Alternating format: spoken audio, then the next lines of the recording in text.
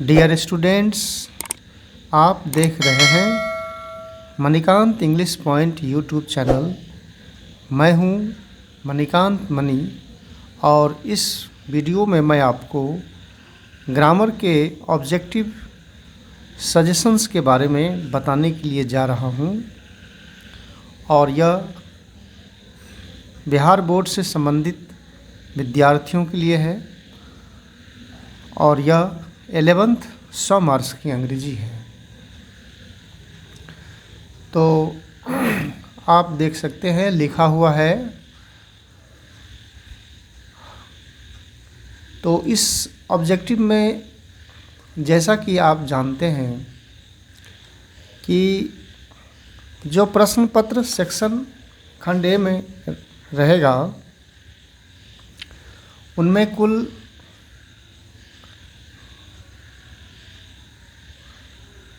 100 questions पूछे जाएंगे और 100 प्रश्नों में ग्रामर से संबंधित 60 क्वेश्चन रहेंगे और टेक्स्ट बुक से संबंधित 40 प्रश्न आएंगे और जिनमें आपको आंसर एनी 50 क्वेश्चंस किसी भी 50 प्रश्नों के उत्तर देने हैं और जिस पे कुल मार्क्स 50 है। तो मैं यहाँ आपको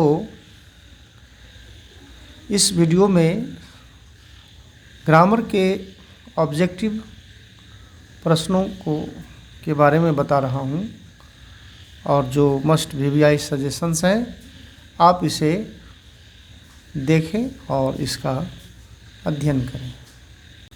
ग्रामर के अंदर से जो ऑब्जेक्टिव प्रश्न पूछे जाते हैं वह कई अलग अलग प्रकार के चैप्टर्सों से संबंधित रहते हैं और प्रत्येक चैप्टर पर अलग अलग अंक भी निर्धारित होते हैं। तो आप यहाँ देख सकते हैं ये सबसे पहला जो कंटेंट्स के अंदर जो पहला चैप्टर है, टॉपिक है, वह है मॉडल वर्ब और इससे संबंधित प्रश्न पूछे जाते हैं। जैसे नंबर 1 पर है dash she travel with us yesterday और 4 विकल्प उत्तर के रूप में दिया गया है कैन, डज, डिड, नॉट और मे। तो इसमें इन 4 शब्दों में से कौन सा शब्द यहाँ आंसर के रूप में आएगा। तो इसका उत्तर आपको नीचे दिया हुआ है। जैसे नंबर 1 में डिड नॉट अर्थात डिडंट, तो इस प्रश्न का उत्तर हुआ डिडंट अर्थात did not she travel with us yesterday. तो कहने का मतलब यह है कि यहाँ जितने भी प्रश्न दिए गए हैं मैं उसे बारी बारी करके धीरे धीरे आगे बढ़ा रहा हूँ और आप इसका स्वयं से अध्ययन कर इसे जानने का प्रयास करें। तो यह मॉडल वर्ब से संबंधित है और आप इसमें देख सकते हैं क्वेश्चन नंबर 1, 2 और फिर 3, फिर 4 और फिर 5 और ये अंत में सबका आंसर दिया गया है। अब आप जो चैप्टर नंबर 2 है वह टेंस से संबंधित है और इसमें भी कई प्रश्न पूछे गए हैं और आप देखिए पहला प्रश्न है if you dash I will help you और भरने के लिए 4 ऑप्शंस हैं। तो इनमें से कौन सा उत्तर होगा और प्रत्येक का उत्तर नीचे दिया हुआ है। आप इसका क्रमशः अध्ययन करें और नीचे इसके उत्तर से उसे कंप्लीट करें। नेक्स्ट चैप्टर है वॉइस का, और आप इसमें देख सकते हैं चेंज इनटू पैसिव वॉइस, और ये पहला क्वेश्चन है। तो इसमें 1 से लेकर के 10 प्रश्न दिए गए हैं, और इन सभी वाक्यों को पैसिव वॉइस में चेंज करना है, और प्रत्येक प्रश्नों का उत्तर आपको नीचे दिया गया है। तो आप इसका उत्तर प्राप्त कर इसे नोट कर लें और इसकी तैयारी करें। मैं इसे धीरे धीरे आगे बढ़ा रहा हूँ, और आप वीडियो को रोक करके उन्हें उसकी पढ़ाई करें। और इस तरह से नंबर 4 पे अब आ रहा है प्रीपोजिशन। प्रीपोजिशन के अंदर जो प्रश्न पूछे गए हैं, और वह भी फिल इन द ब्लैंक्स ही है। जैसे he gets up dash 6 o'clock in the morning, और इसमें भी इन, एट, फॉर और टू 4 विकल्प दिए गए हैं, और इन सबों का उत्तर आपको नीचे दिया हुआ है। तो आप स्वयं से इसकी पढ़ाई करें और देखें कि इनमें से कौन सा विकल्प सही उत्तर के रूप में है। और इस तरह से बढ़ते हुए क्रम में आप देख सकते हैं लिखा हुआ है मिसलेनियस। तो इसके अंदर कई चैप्टर्स आते हैं, और इसमें भी फिल इन द ब्लैंक्स के हिसाब से प्रश्न पूछा गया है और विकल्प दिया गया है, और फिर किसका क्या उत्तर होगा। तो इसके उत्तर को मैंने नीचे लिख दिया है, और आप वीडियो को रोक करके प्रश्नों को ठीक से पढ़ें, और नीचे जो उत्तर दिया हुआ है उसे प्राप्त करें। मैं इसे धीरे धीरे आगे बढ़ा रहा हूँ, और ये आपका आंसर शीट आ गया, और इस तरह से ये यहाँ समाप्त हुआ। अब देखते हैं फिर नेक्स्ट चैप्टर क्या है, और यह है करेक्ट द सेंटेंस सेज। वाक्यों को सही करें। जैसे 5 kilometres are not a long distance. How much pens are there on the table. तो ये सेंटेंस सही है या गलत है। अगर ये करेक्ट हैं तो ठीक है, इसे ही लिख दें, या यदि इनकरेक्ट है तो फिर आप उसे करेक्ट करें। और इन प्रश्नों को नीचे लिख दिया गया है। मैं इसे धीरे धीरे करके आपको दिखा रहा हूँ, और इस तरह से ये रहा इसका आंसर शीट। अब नेक्स्ट क्वेश्चन है फ्रेज और फ्रेजल वर्ब, जो मुहावरा होता है या मुहावरेदार क्रिया। तो उन पर प्रश्न पूछा जाता है, और ये कुछ फ्रेज दिए हुए रहते हैं और उस पर सेंटेंस बनाना पड़ता है। अब नेक्स्ट क्वेश्चन है वन वर्ड सब्स्टिट्यूशंस, अर्थात अनेक शब्दों के एक शब्द। जैसे इसमें प्रश्न है ए रिटन स्टेटमेंट, एक लिखित कथन, और या ओथ जो शपथ है, इज वो होता है, क्या होता है। आंसर है ए डीड, एक कार्य या एन एफिडेविट, एक शपथ पत्र। तो फिर अनेक शब्दों के एक शब्द हैं, तो इस प्रश्न के दोनों में कौन से उत्तर होंगे। तो आप नीचे प्रत्येक प्रश्नों का उत्तर लिखा हुआ है।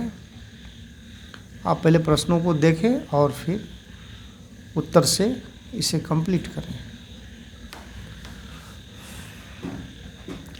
और सामने आप देख रहे हैं ये आर्टिकल से संबंधित प्रश्न है।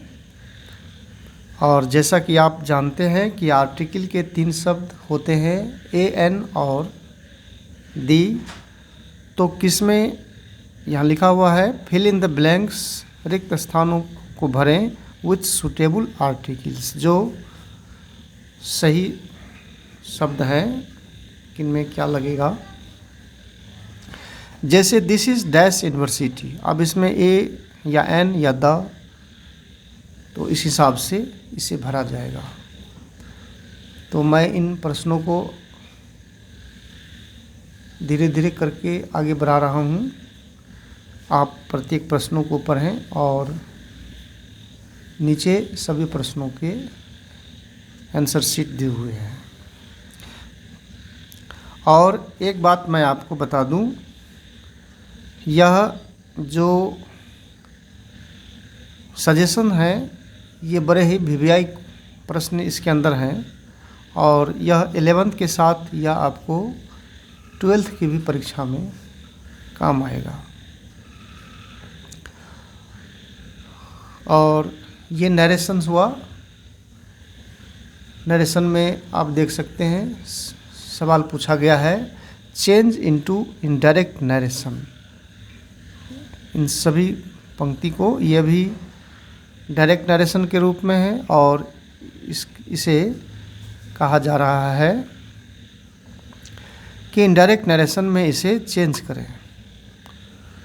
और एक बात मैं और भी बता दूं कि नरेशन डायरेक्ट से इनडायरेक्ट भी पूछा जाता है और इनडायरेक्ट से डायरेक्ट भी। और वॉइस में भी कुछ सेंटेंसेस ऐसे रहेंगे जिसे एक्टिव से पैसिव करना होता है और कुछ ऐसे प्रश्न होंगे जिन्हें पैसिव से एक्टिव करना पड़ता है। तो यहाँ नरेशन दिया हुआ है, आप इसके प्रश्नों को पढ़ें और नरेशन बनाएं उसका। और प्रत्येक का आंसर शीट नीचे दिया हुआ है, आप अपने हिसाब से इसका अध्ययन करें और इसे लिख लें। यह नेक्स्ट प्रश्न संबंधित है सब्जेक्ट प्लस वर्ब एग्रीमेंट से, अर्थात सिंटेक्स यानी वाक्य विचार से। तो इसमें किस सब्जेक्ट के साथ कौन सा वर्ब लगेगा। तो यहाँ क्वेश्चन दिया हुआ है the great scholar and poet dash died. और आंसर में ये 4 शब्द दिए हुए हैं, have, has, are, none of this. तो इनमें से कौन सा शब्द यहाँ आएगा, तो उसे ही फिल इन द ब्लैंक्स के रूप में दिया हुआ है। तो प्रत्येक प्रश्नों का उत्तर सबसे अंत में दिया गया है। आप इन प्रश्नों को पढ़ें और इसकी तैयारी करें। इसके बाद नेक्स्ट क्वेश्चन है कंबाइन द सेंटेंस, वाक्यों को जोड़ना। और इसमें 2 वाक्य दिए हुए रह सकते हैं, 2 या 2 से अधिक भी वाक्य रह सकते हैं, जिन सभी वाक्यों को जोड़कर आपको एक वाक्य तैयार करना है। तो ये पहला प्रश्न है where is the museum, can you tell me. तो इन दोनों वाक्यों को यदि जोड़ा जाएगा तो कंजक्शन के किस शब्द से ये जुटेंगे और फिर वो कंप्लीट आंसर क्या होगा। तो फिर इसे यहाँ नीचे दिखाया गया है, ये रहा आंसर शीट। और आप इसे देख कर के इसकी तैयारी करें। और नेक्स्ट क्वेश्चन है ओड वर्ड से संबंधित, जैसे कि चूज़ द ओड वन।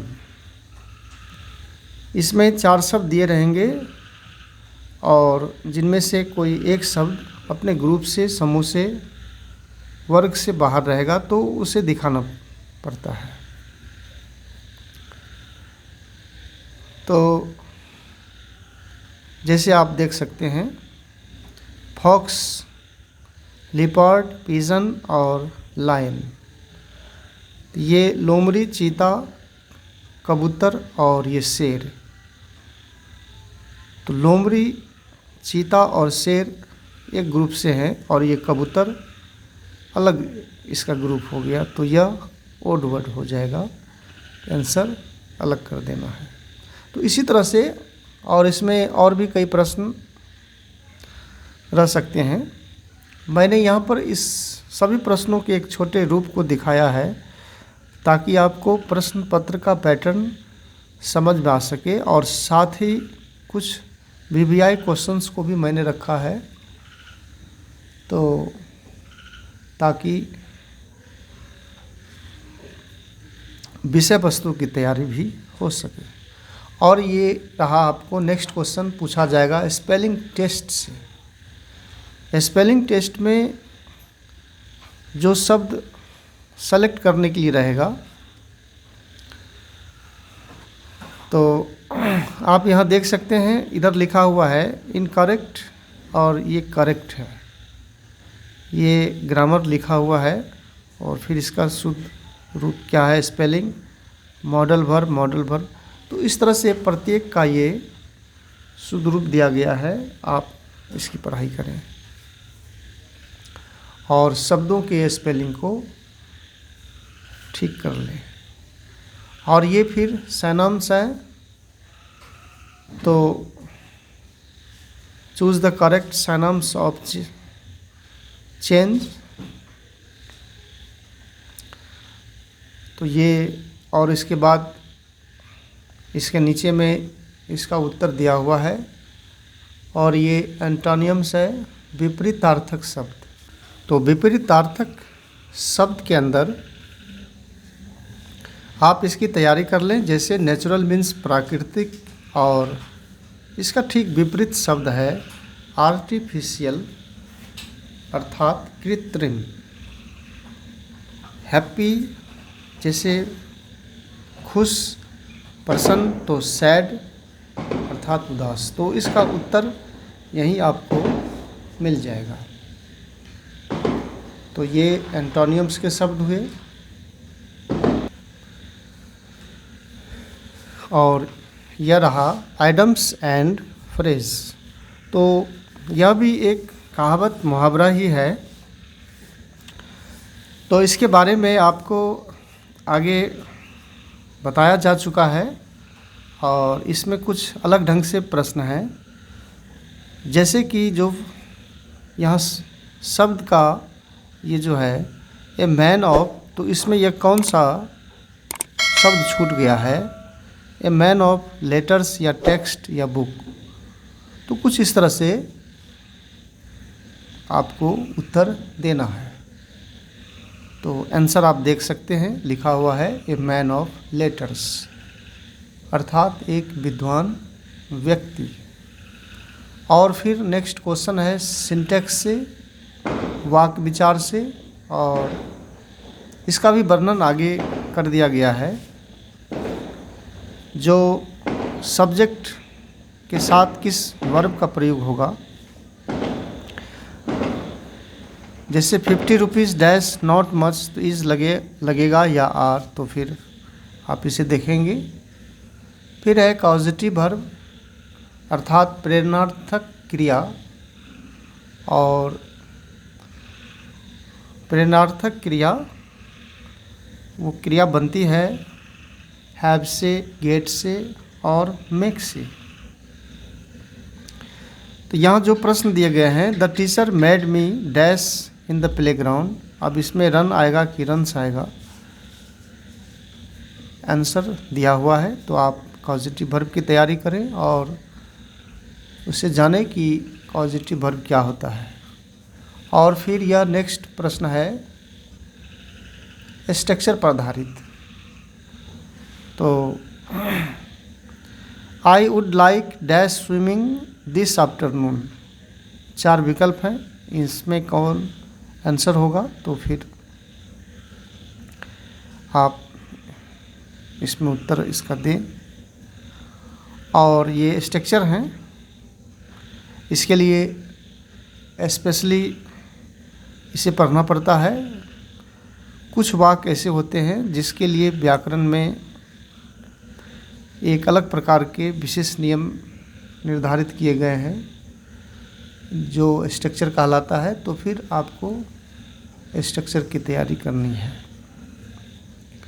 और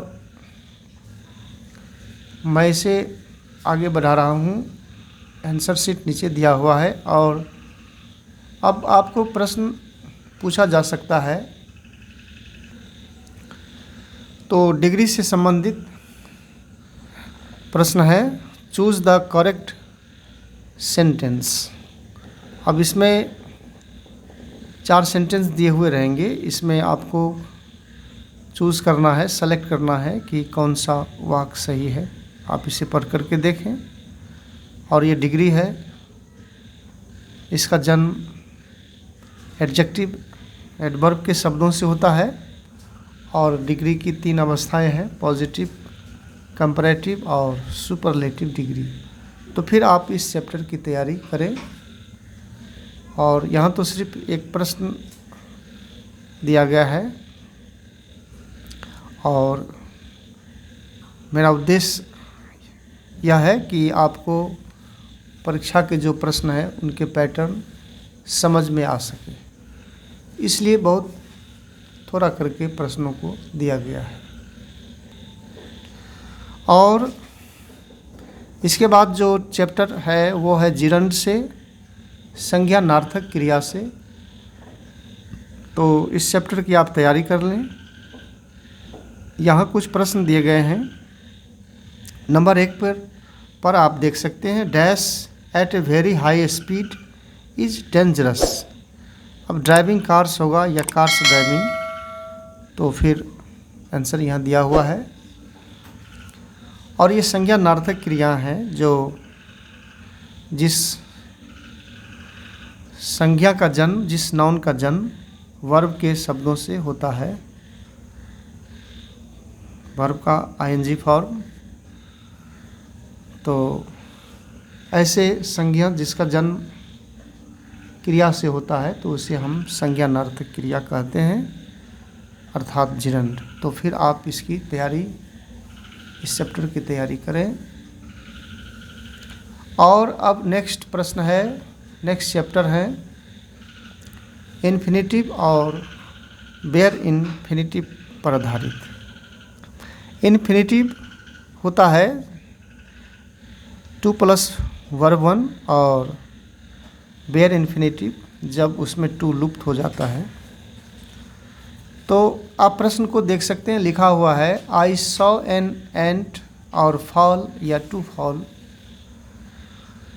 तो आंसर यद्यपि नीचे लिखा हुआ है, तो आप ऐसे प्रश्नों को जानने का प्रयास करें। जैसे he was scene dash home, अब इसमें गो लगेगा कि टू गो, अर्थात इन्फिनिटिव या बेयर इन्फिनिटिव। तो आप इसकी पढ़ाई करें और साथ ही प्रत्येक प्रश्नों के हिंदी अर्थ को भी जानने का प्रयास करें, तो इससे आप चैप्टर समझना आसान हो जाएगा। अब धीरे धीरे बढ़ते हुए क्वेश्चन टैग पर प्रश्न दिए जा सकते हैं।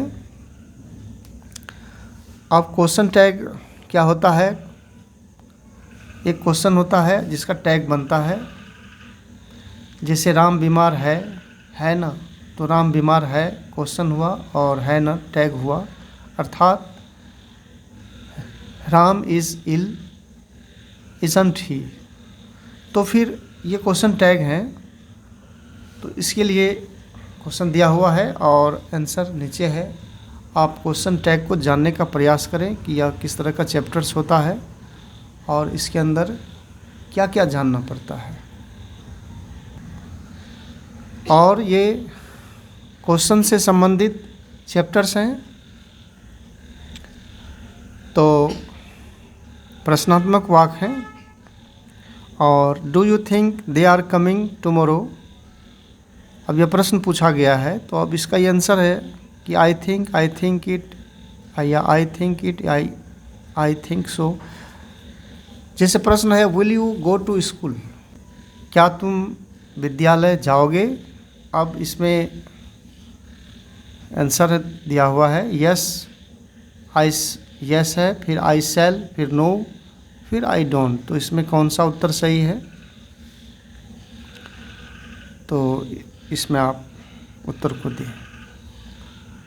और यह संबंधित है क्लोज्ड, अभी तो क्लोज्ड क्वेश्चन है, और क्लोज्ड क्वेश्चन के उत्तर यस या नो से संबंधित होते हैं। और यहाँ पर जो हेल्पिंग वर्ब है उसके संक्षिप्त रूप का भी उपयोग किया जाता है। और इससे पहले जो आपने देखा था ये क्वेश्चन टैग, मैं इसके बारे में थोड़ा और स्पष्ट कर दूं कि यह जो क्वेश्चन टैग होता है, तो हमारे पास 4 प्रकार के सेंटेंस होते हैं आरंभ में, अफर्मेटिव, नेगेटिव, इंट्रोगेटिव और इंट्रोगेटिव नेगेटिव सेंटेंस। तो इसमें टैग जो है वह 2 ही सेंटेंस का बनता है, अफर्मेटिव सेंटेंस का और नेगेटिव सेंटेंस का। इस वक्त तो यह अफर्मेटिव सेंटेंस के रूप में है। तो टैग जब क्वेश्चन जब अफर्मेटिव होता है तो उसका टैग नेगेटिव हो जाता है, और क्वेश्चन जब नेगेटिव रूप में रहता है तो उसका टैग अफर्मेटिव हो जाता है। तो मैं दिखा रहा था क्वेश्चन के बारे में। तो ये जो क्वेश्चन है क्लोज्ड क्वेश्चन, इसे यस नो क्वेश्चन भी कहा जाता है। और इसके लिए आपको क्वेश्चंस के चैप्टर्स पढ़ने पड़ेंगे, और आप देखें कि क्वेश्चन सेंटेंस के जो 5 भेद होते हैं वो कौन कौन हैं, और फिर किसका क्या प्रयोग होता है, किस सेंटेंस के बनाने के क्या नियम हैं। तो इसे आप जानने का प्रयास करें। अब जो नेक्स्ट चैप्टर है सेंटेंस पर आधारित है, तो यह भी अभी तो देखते हैं। अफर्मेटिव सेंटेंस दिया हुआ है और इसे कहा जा रहा है इनटू नेगेटिव करने के लिए। जैसे Ram went to school, Ram विद्यालय गया, तो फिर इसका नेगेटिव क्या होगा, Ram did not go to school. तो ये पास्ट इंडेफिनिट टेंस है, सिंपल पास्ट टेंस, तो फिर इसका नेगेटिव कैसे होगा। तो सवाल यहाँ सिर्फ पास्ट इंडेफिनिट टेंस का ही नहीं है, और भी कई प्रकार के सेंटेंसेस होते हैं जो भिन्न भिन्न चैप्टर्सों से संबंधित रहेंगे, और उसका अफर्मेटिव, नेगेटिव, इंट्रोगेटिव वगैरह किस तरह से ज्ञात किया जा सकेगा, तो इसकी आप तैयारी करें। और यह फिर एडवर्ब है, जैसे रेखा सिंग्स डैश, अब आंसर है वेरी वेल या मच वेल। तो ये पार्ट्स ऑफ स्पीच के शब्द हैं एडवर्ब। तो अब एडवर्ब क्या है, इसका हिंदी अर्थ क्या है, ये कितने प्रकार के होते हैं, किस प्रकार के अंदर कौन से शब्द आते हैं, कितने शब्द हैं, और फिर उसकी तैयारी क्या है, पढ़ाई क्या है, तो उसकी आप तैयारी करें। फिर जो प्रश्न पूछा गया है एडजेक्टिव से, एडजेक्टिव विशेषण, जैसे he wears dash suits plain plain. अब इसमें कौन सा एडजेक्टिव सही है, स्पेलिंग कौन सा सही होगा, तो इससे फिर आप इसके अंदर फिल इन द ब्लैंक्स पूरा करें। तो इसके लिए एडजेक्टिव के चैप्टर्स को पढ़ने की ज़रूरत है। अब एडजेक्टिव क्या है, किसे कहते हैं, क्या परिभाषा है, क्या उदाहरण है, कितने प्रकार हैं, और एडजेक्टिव के विशेष शब्द कौन कौन होते हैं, किस तरह से कैसे क्या है, तो फिर आप उसे जानने का प्रयास करें। और ये लास्ट चैप्टर है नाउन पर आधारित। नाउन अर्थात संज्ञा। तो तो there is a dash over the Ganga, और इसमें अब आप देखिए यूनिवर्स लिखा हुआ है आंसर शीट में, ये विकल्प के तौर पे, और ब्रिज तो फिर इसमें यह कौन सा सही होगा। तो फिल इन द, इसे भी आप इसे भरें। तो इस तरह से आपने ये देखा, ये जो सजेशन हुए यह क्लास 11th और यह 12th में भी आपको बहुत ही उपयोगी सिद्ध होगा। और इसकी विशेषता यह हुई कि इसमें आपको प्रश्नों के पैटर्न्स को समझाया गया है ताकि आप प्रश्न पत्रों के प्रारूप को समझ सकें और ग्रामर के अंदर क्या क्या पढ़ना है, कौन कौन से चैप्टर्स हैं, किस चैप्टर से किस तरह से सवाल जवाब आएंगे, तो उन सब चीज़ों को दिखाया गया है।